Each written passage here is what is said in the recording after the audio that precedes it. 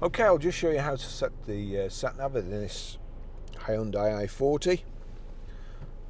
So from any screen there, you've got nav there and map there. We want nav, address, POI, points of interest, last destination, address book, parking. So we'll go to, having said that, there's navigation and advanced. We'll have a look what advanced is. GPS input using map tour. Right, so navigation, address. You've got select country there, city, street, options. Select country. That's a ball ache.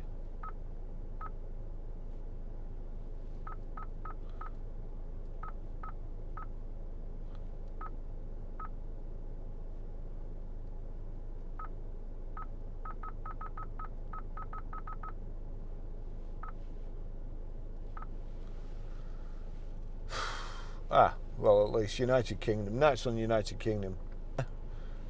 You've got select city or postcode. Select postcode. We're Grosvenor Garage, Chorley Road, Wantleydale, Preston, PR. Good. This is an easy to use one. It's defaulted to numbers there. So PR54 and then JS. PR54JS. Click on that. There's no number, so I'll just click OK. And then we've got start. So easy enough to use, and starting route guidance.